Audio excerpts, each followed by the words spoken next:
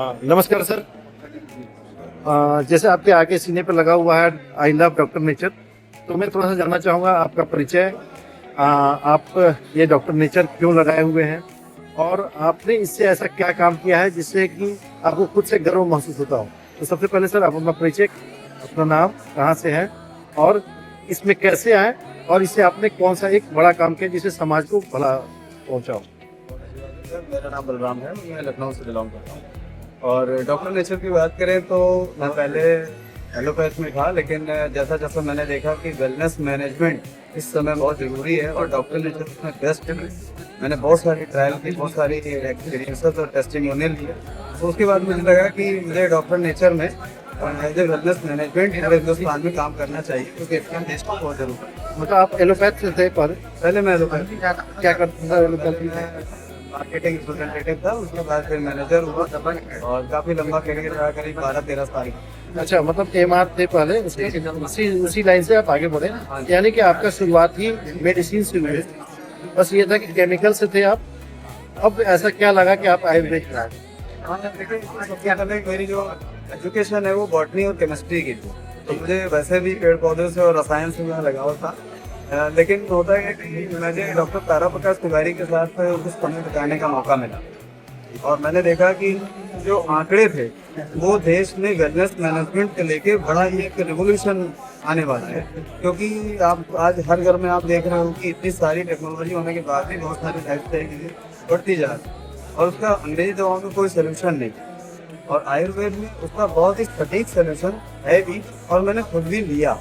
Sir, आप ये समझ पा रहे हैं कि आप एक मेडिकल रिप्रेजेंटेटिव रहे हैं, आप एक एमआर रहे हैं और उसके अच्छे हेड पोस्ट पर हैं, इसके बावजूद आप एलोपैथ के बारे में ऐसा बोल रहे हैं, तो ये वीडियो बन रही है। एलोपैथ एक इमरजेंसी मेडिसिन, अगर आपके पास कोई रास्ता नहीं और आपके पास समय बहुत कम तो आप एलोपैथ लेना चाहिए, लेकिन आयुर्वेद वो चीज़ है जो एलोपैथ तक पहुँचने नहीं देगा, और हमारे देश को इस समय ज़रूरत है आयुर्वेद की, और डॉक्टर नेचर उसमें सबसे बेस्ट काम करे।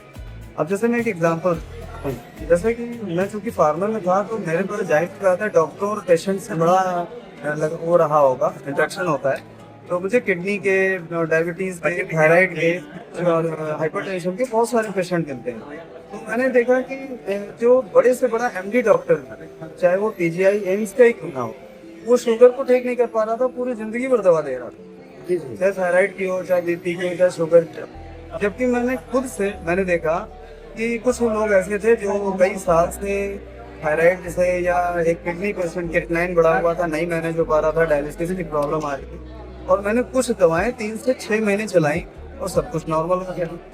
तो मुझे लगा मैं किसी भी फील्ड से हूँ, अल्टीमेट नेशन फर्स्ट, देश पहले है, देश के लोग पहले हैं, तो उसके लिए मुझे आयुर्वेद में जाने से कोई दिक्कत नहीं है। मैं चला गया और आज मैं बहुत खुश हूँ, मैं अपने आप को प्राउड फील करता हूँ कि मैंने बहुत सारे पेशेंट को ठीक भी किया और आज वो लोग खुश हैं, और उनके माध्यम से ये तेजी से बढ़ रहा है डॉक्टर नेचर भी।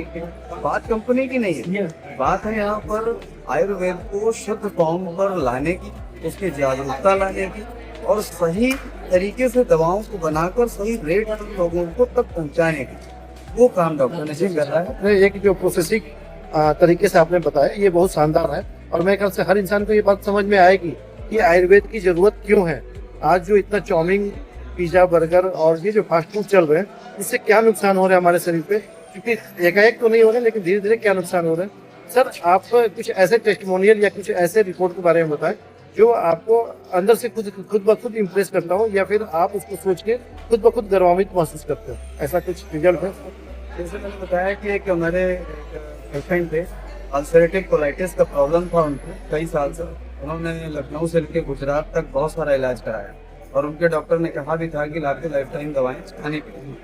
तो वो जब हमारे पास आए, तो क्योंकि मैं सभी डॉक्टरों की रिस्पेक्ट करता हूँ, चाहे वो एलोपैथी के हों, चाहे वो आयुर्वेद के हों, क्योंकि कहीं ना कहीं वो हमारे पूरे देश की सेवा कर रहे हैं, लेकिन उस पेशेंट को मैंने कुछ दवाएँ दी डॉक्टर नेचर, जिसमें कि आपका अल्कलाइन मिनरल ड्रॉप था, एलोवेरा जूस था, और इधर निरोगी वगैरह था। उसने मात्र 15 से 20 दिन खाया, उसे बड़ा रिलैक्स हुआ, और उसके बाद मुश्किल से 2.5-3 महीने में उसकी रिपोर्ट नियर टू नॉर्मल हो। अच्छा, ये अल्सरेटिव कोलाइटिस की बात, अल्सरेटिव कोलाइटिस क्या क्या दिया था सर आपने? मैंने उसमें एलोवेरा जूस दिया, अल्कलाइन ड्रॉप दिया, निरोगी दिया, और साथ में उसको यहाँ पर यकृत दिया, इतनी 3-4 चीजें दी उसको और मुश्किल से 2.5 से 3 महीने में वो नियर टू नॉर्मल हो गया। उसके डॉक्टर ने, जो एलोपैथी के डॉक्टर, उन्होंने खुद कहा कि तुम्हें दवा खाने की जरूरत नहीं, जबकि हमने उनके डॉक्टर को ये भी नहीं बताया कि हमने कोई आयुर्वेद का इलाज किया है। तो मुझे लगा, मैं इससे बड़ा इम्प्रेस हुआ। उन्होंने बोला भी कि मैं क्या बोलूँ जाके, हमने कहा नहीं, आप ठीक हो गए, बस हमें यही चाहिए। नहीं सर, क्योंकि आज के डेट में अल्सरेटिव कोलाइटिस जो है ये परफोरेशन का एक बड़ा कारण बन जाता है। आंतों में छेद होना एक बहुत बड़ा काम हो जाता है। तो इस चीज को आपने क्योर किया, ये एक बहुत बड़ी बात है कि लोग इसको समझ नहीं पा रहे हैं, लेकिन ये एक आदमी की जान लेने तक की बातें आ जा रही है और कैंसर में कन्वर्ट कर देता है। अल्टीमेटली देखिए, हर चीज का जो रूट कॉज है वो हमारी डाइट और लाइफस्टाइल। मैं सभी इस वीडियो के माध्यम से सभी से एक ही सवाल पूछना चाहूंगा कि आप जीवन में बहुत सारी चीजें ऐसी खाते हैं जो आपको नुकसान कर रहे हैं और आपको पता भी है ना। आप दिन भर में ऐसा क्या खाते हैं जो आपको बचा ले? अच्छा क्या खाया? हाँ, ये बहुत बड़ा क्वेश्चन है सर, ये आपने समझ। इसका सोल्यूशन डॉक्टर नेचर। बहुत सही सर। क्या सर किसी किडनी फेलियर को भी आपने रिकवर किया है? कैसे? किडनी फेलियर को भी? कई सारे पेशेंट हैं। देखिए, ये डायलिसिस अगर चल रही है तो डेफिनेटली वो एक क्रिटिकल केस होता है, जिसमें हम चाहते हैं कि एलोपैथी का साथ में गाइडेंस होता रहे। लेकिन फिर भी जैसा कि शुगर वाली दवाएं हैं या कुछ ऐसी मेडिसिन है जिनसे क्रेटिनाइन जो है नॉर्मल नहीं हो पाता, उनको हम चेकआउट करके कुछ आयुर्वेद की हमारी दवाएं हैं जिनको देते हैं, जिससे बहुत फायदा होता है। बहुत फायदा का मतलब जितना उम्मीद से सोचा भी नहीं जा सकता, उतना फायदा। मतलब क्या क्रेटिनाइन जिनके बढ़े हों, 7 या 8 चले गए हों, क्या उनको आपने बैक किया है?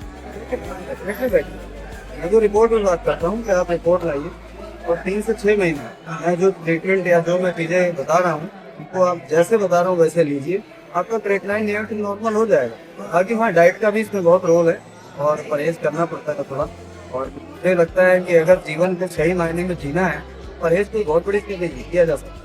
जी जी, बिल्कुल सही सर। और आपका ये लिया हुआ समय मेरे लिए बहुत कीमती रहेगा और मेरे ख्याल से जो दर्शक मेरे देख रहे हैं, जिनके पास ये नॉलेज जाएगा, उनके लिए बहुत जरूरी है, क्योंकि आपकी जो ये प्रभावशाली बातें और आपका जो एजुकेशन बातें हैं, ये उनके लिए बहुत कारगर होगी। और एक हेल्दी इंसान के लिए जो हेल्थ को बहुत शौक रखता है, उसके लिए आपका वीडियो बहुत बहुत कारगर है। आपको भी बहुत बहुत शुक्रिया कहना चाहूँगा, क्योंकि आप एक वीडियो के माध्यम से बहुत सारे लोगों तक जो है इस जागरूकता को फैला रहे हैं। इसके लिए मैं आपको भी बहुत बहुत धन्यवाद देना चाहूँगा। बहुत बहुत धन्यवाद।